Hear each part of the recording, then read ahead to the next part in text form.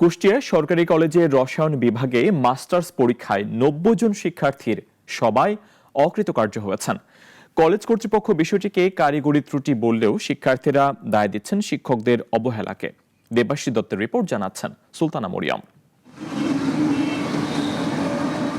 Master শেষ পর্বের পরীক্ষায় কুষ্টিয়া সরকারি কলেজের রসায়ন বিভাগের ৯০ জন শিক্ষার্থীর সবাই অকৃতকার্য হয়েছেন। বিষয়টি নিয়ে কর্তৃপক্ষ কারিগরি ত্রুটির কথা বলছে, তবে শিক্ষার্থীরা এটিকে চরম দায়িত্বহীনতা বলে ক্ষোভ জানিয়েছেন। জাতীয় বিশ্ববিদ্যালয়ের ২০২২ সালের মাস্টার্স শেষ পর্বের পরীক্ষা শুরু হয় ২৭ জানুয়ারি। ব্যবহারিক ও মৌখিক পরীক্ষা নেওয়া হয় এপ্রিলের মাঝামাঝি। ৪ জন ফল প্রকাশের পর দেখা যায় কুষ্টিয়া সরকারি কলেজের রসায়ন বিভাগের সব শিক্ষার্থী অকৃতকার্য। শিক্ষার্থীরা এটিকে শিক্ষকদের দায়িত্বহীনতা বলে দাবি করছেন।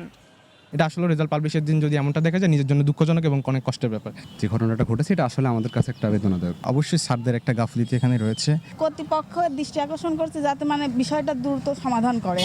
সার্ভার ডাউনের কারণে ব্যবহারিক ও মৌখিক পরীক্ষার ফল জমা না হয় ফলাফল বিপর্যয় হয়েছে বলে জানান বিভাগীয় প্রধান। সার্ভার ডাউন থাকার কারণে অনলাইন ওইটা সাবমিট হয়নি, পৌঁছায়নি, কিন্তু সেইটা আমাদের অসতর্কতা, সেই কারণে ভুল হয়েছে। ওইটা আমাদের পরে রিচেক করা দরকার ছিল, সেটা করা হয়নি।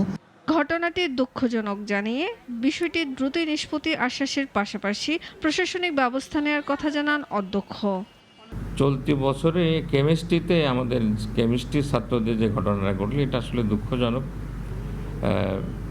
এখন ওই সময় আমাদের পক্ষে যেহেতু কলেজ বন্ধ হয়ে গেল, আমরা বিষয়টা কি হয়েছে আমরা তাৎক্ষণিকভাবে বিভাগীয় প্রধান এবং অন্যান্য সংশ্লিষ্ট শিক্ষকদেরকে ডেকে পাঠিয়েছি।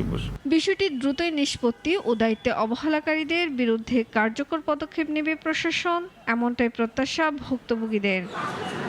সুলতানা মরিয়ম, নাগরিক।